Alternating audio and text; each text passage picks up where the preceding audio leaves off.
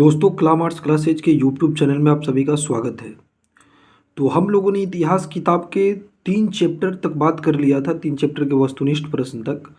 और आज हम लोग जो 4th लेसन है इतिहास के, आज उसके ऑब्जेक्टिव क्वेश्चंस पे बात करेंगे। चलिए देखिए 4th चैप्टर में प्रथम बौद्ध संगीति कहाँ हुई थी? पाटलिपुत्र में, काशी में, राजगृह में या वैशाली में? तो मैं आपको बता दूं कि प्रथम बौद्ध संगीति राजगीर में हुआ था, है ना, राजगृह में हुआ था। किसके समय में? आप नीचे कमेंट में बताइएगा। आश्रम व्यवस्था में आयु को कितने भागों में बांटा गया है? 2, 3, 4 या 6? तो देखिए आश्रम व्यवस्था में जो आयु को जो बांटा गया है 4 भागों में, है ना, 4 भागों में। देखिए पुरुष सूक्त का उल्लेख किस ग्रंथ में है? ऋग्वेद में, यजुर्वेद में, रामायण में या महाभारत में? तो ऋग्वेद में पुरुष सूक्त का उल्लेख आपको ऋग्वेद में मिलता है। महात्मा बुद्ध को ज्ञान की प्राप्ति कहाँ हुई थी? लुम्बिनी में, सारनाथ में, बोध गया में या कुशीनगर में? तो देखिए बोध गया, गौतम बुद्ध को ज्ञान की प्राप्ति कहाँ हुई थी? बोध गया में भगवान बुद्ध को ज्ञान की प्राप्ति हुई। चलिए अब आगे देखिए, बुद्ध चरित की रचना किसने किया? बुद्ध चरित है अश्व घोष की रचना है। किसकी रचना है? अश्व घोष की। ऋग वैदिक कालीन लोग किसकी पूजा करते थे? विष्णु की, प्रकृति की, लक्ष्मी की या शिव की? तो ऋग वैदिक कालीन लोग प्रकृति की पूजा करते थे। उत्तर वैदिक काल के अंत तक किसकी पूजा होने लगी? ब्रह्मा, विष्णु, महेश, गायत्री, लक्ष्मी या पार्वती? देखिए उत्तर वैदिक काल के अंत तक पूजा होने लगा ब्रह्मा, विष्णु, महेश का।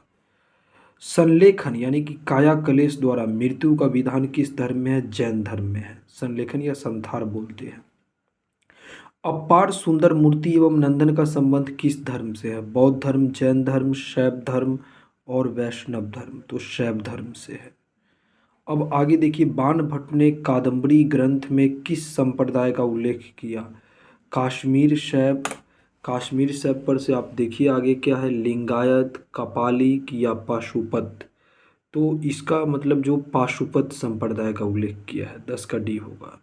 निम्न में से गौतम बुद्ध के शिष्य थे? आनंद और उपाली, कश्यप, सारिपुत्र एवं गौदरलैन, इनमें से सभी? तो गौतम बुद्ध के जो शिष्य थे इनमें से सभी थे।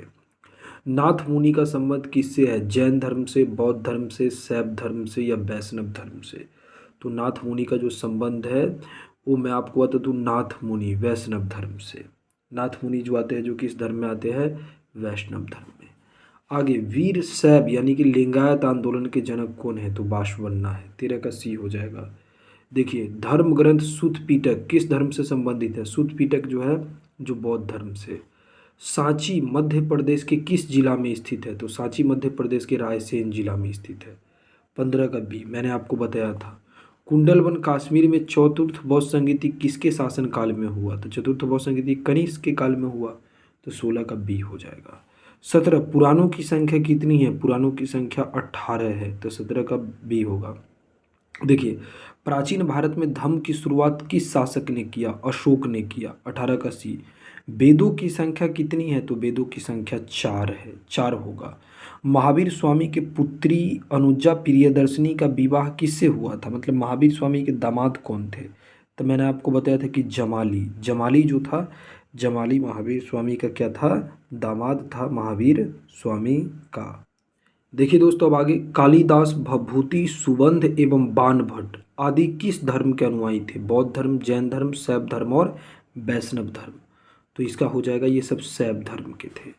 श्वेतांबर दिगंबर का संबंध किस धर्म से है? तो जैन धर्म से है ना। भभूति के मालती माधव में किस संप्रदाय का उल्लेख है? देखिए भभूति का जो मालती माधव में कपालिक संप्रदाय का उल्लेख है। मालती माधव में किसके? भभूति के। स्तूप संबंधित है किस धर्म से? तो बौद्ध धर्म से। 24 का बी हो जाएगा, बौद्ध धर्म से। बौद्ध परंपरा में अशोक के कितने स्तूप है? तो देखिए अशोक का जो स्तूप जो है ना बौद्ध परंपरा में वो आपको 84,000 स्तूप है। महावीर स्वामी का जन्म कहाँ हुआ था? तो महावीर स्वामी का जन्म कुंडलवन, है ना, में हुआ था महावीर स्वामी का जन्म। आप देखिएगा तो 26 का आंसर क्या हो जाएगा? सी हो जाएगा।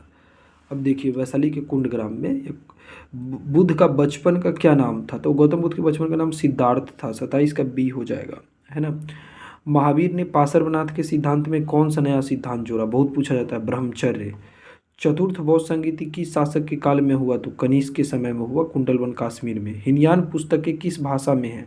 संस्कृत में, पाली में, प्राकृत में या बौद्ध में। ये जो हीनयान पुस्तकें हैं ये पाली भाषा में है, हीनयानियों की पुस्तकें। प्रथम बौद्ध संगीति किस शासनकाल में हुआ, किसके शासनकाल में, मैं आपसे कमेंट में भी पूछा था। इसका आंसर तो यही अजातशत्रु के समय में प्रथम बौद्ध संगीति हुआ। अब आप देखिए अगला प्रश्न क्या है। तो दोस्तों अगला प्रश्न है तृतीय बौद्ध संगीति का आयोजन कहाँ हुआ। देखिए तृतीय बौद्ध संगीति का जो आयोजन हुआ वो पाटलिपुत्र में हुआ अशोक के समय।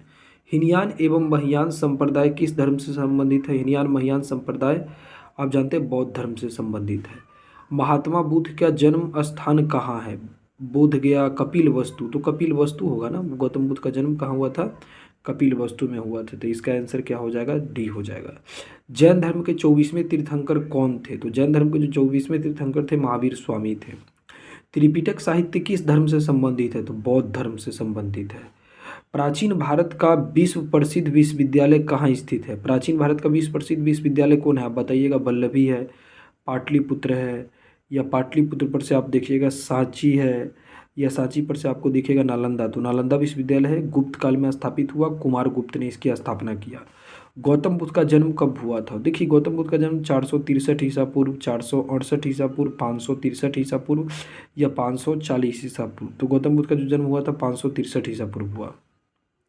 महावीर स्वामी की माता का क्या नाम था। महावीर स्वामी की माता का क्या नाम, त्रिशला था, महामाया था, यशोधरा था, अनुजा प्रियदर्शनी।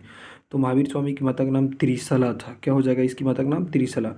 बुद्ध का जन्म कहाँ हुआ, बोध गया में, पावापुरी में, लुम्बिनी में, सारनाथ में। तो देखिए गौतम बुद्ध का जो जन्म हुआ था वो कहाँ हुआ था, लुम्बिनी में, कपिल वस्तु लुम्बिनी में। महावीर स्वामी का जन्म कब हुआ, तो 540, 423 या 523, 622 या 640। तो महावीर स्वामी का जो जन्म हुआ था आप जानते हैं 540 ईसा पूर्व। आश्रम व्यवस्था में कितने प्रकार के आश्रमों का उल्लेख मिलता है। तो आश्रम व्यवस्था में जो मिलता है वो आपको 4 प्रकार के आश्रम व्यवस्थाओं का उल्लेख मिलता है। किसमें, आश्रम व्यवस्था में। अब देखिए आगे क्या है। अश्वमेध यज्ञ का आयोजन क्यों किया जाता था। शाही संप्रभुता के लिए, व्यापार के लिए, दोनों के लिए, या इनमें से किसी के लिए भी नहीं। तो शाही संप्रभुता के लिए लोग अश्वमेध यज्ञ का आयोजन करवाते थे, राजा महाराजा शाही संप्रभुता के लिए। लिंगायत आंदोलन का प्रादुर्भाव कहाँ हुआ, तमिलनाडु में, कर्नाटक में, उड़ीसा में या कश्मीर में। तो लिंगायत आंदोलन जो चला था आप जानते हैं कर्नाटक में, है ना। ये बासवन्ना है थे इसे। निम्नलिखित में से कौन सा कथन सही है। बुद्ध का जन्म सांची में हुआ, बुद्ध ने लुम्बिनी में ज्ञान प्राप्त किया, बुद्ध ने अपना पहला उपदेश बोध गया में दिया, और बुद्ध ने कुशीनगर में महापरिनिर्वाण प्राप्त किया। तो ये जो बाकी देखिएगा तो ऊपर वाला तीनों गलत है। बुद्ध का कुशीनगर में महापरिनिर्वाण यानी कि मृत्यु हुआ, ये सही है, डी।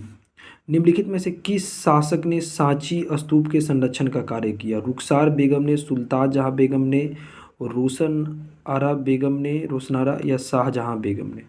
तो सांची का स्तूप में आप देखिएगा सुल्तान जहाँ बेगम इसको मतलब ये की थी, संरक्षण की थी, किसको, सांची के स्तूप का। अब देखिए उपनिषदों की संख्या कितनी है, 108 है। उपनिषद की संख्या कितनी है, 108 है उपनिषदों की संख्या। तो वीडियो कैसा लगा आप मुझे बताइएगा कमेंट बॉक्स में। Thanks for watching this video.